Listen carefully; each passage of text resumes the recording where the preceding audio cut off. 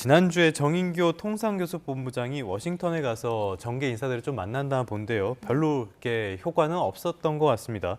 상호 관세에서 우리를 예외해달라는 요청 네. 받아들여지지 않은 분위기죠? 네, 입장에 전혀 변화가 없는 것 같고요.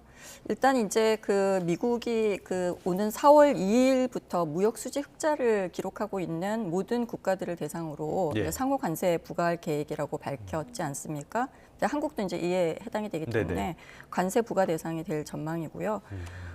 정본부장이 한미 자유무역협정 우리가 FTA라고 부르는 예, 이거를 예. 통해서 양국 간 관세가 거의 0% 수준임을 강조를 했고 그러면서 이제 상호 관세 부과 대상에서 한국을 좀 제외해 줄 것을 요청을 했는데 미국 측은 이러한 설명에도 불구하고 기존 입장을 계속 고수하고 있는 것으로 보입니다.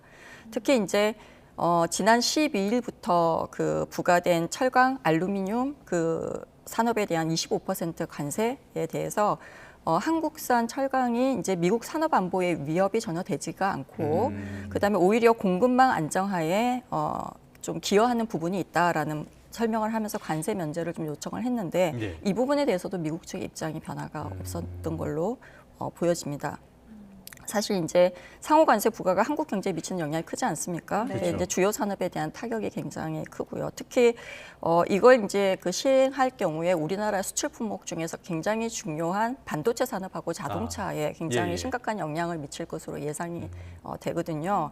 이제 예를 들면은 자동차의 25%의 관세가 부과될 경우에 한국의 대미 자동차 수출이 최대 13.6% 감소할 수 있다는 분석이 예. 지금 있습니다. 그래서 이런 부분 때문에 어떻게 보면은 이제 상호 관세 부과로 인해서 한국의 수출 감소가 이제 명백하게 지금 보여지고 있기 때문에 이는 이제 국내 경제 성장에도 결국은 영향을 주게 될 거거든요. 예. 그래서 전문가들이 분석한 내용에 의하면은 미국의 관세 정책이 한국의 GDP 성장률을 0.5%포인트에서 1.1%포인트까지 낮출 수 있다고 경고를 예. 하고 있습니다. 그래서 네. 이제 좀 기업의 대응 전략이 좀 필요한데 사실 국가적인 차원에서 좀 정치적인 대응이나 외교적인 대응이 좀 굉장히 중요한데요. 지금 저희가 현재는 한국은 대통령 권한대행 체제에 있지 그렇죠. 않습니까? 예. 그러다 보니까 미국과의 협상에서 좀 정치적인 타결을 기대하기가 좀 어려운 상황이고 좀 제한적이다라고 평가를 받고 있습니다. 네. 네.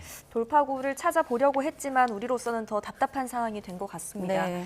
근데 지금 마코 루비오 미국 국무장관이 이런 얘기를 했더라고요. 네. 워딩을 좀 그대로 전해드리자면 네. 기준선을 다시 설정한 뒤에 각 나라와 잠재적 양자 협정 체결할 수 있다. 네. 어떤 의미일까요? 이게 이제 기준선을 재설정한다는 게 굉장히 중요한 의미인데요. 이제 이 표현이 기존의 무역 협정이 있지 않습니까? WTO나 FTA의 틀에서 좀 벗어나서 그러니까 미국이 새로운 규칙을 정하겠다는 의미가 굉장히 강합니다. 그래서 미국이 이제 예를 들면 자국의 철강이나 뭐 자동차 산업을 보호하기 위해서 개별 국가와 새로운 무역 협정을 맺겠다는 걸로 우리가 봐야 되고요. 그러한 전략적인 차원에서 지금 접근을 하고 있는 것 같고요. 그러니까 루비오 장관의 입장에서는 이제 미국의 전체적인 지금 이제 기조인데요. 현재의 무역 구조가 미국에 굉장히 불리하다라고 지금 주장을 하고 있고 좀 이러한 부분들을 개선하기 위해서 새로운 기준선을 설정하겠다는 의지를 나타낸 것으로 보고 있고요. 그래서 미국이 다른 국가들하고의 무역에서 공정성을 확보를 하고 그다음에 상호 관세를 통해서 불공정한 무역 관행에 더 강력하게 대응하겠다라고 하는 의도를 반영한 것으로 볼 수 있고요. 그러다 보니까 미국이 기존에 이제 좀 다자간 무역 협정 대신에 특정 국가와의 양자 협정을 통해서 본인들한테 더 유리한 그러한 조건을 이끌어내려고 하는 전략으로 보여집니다.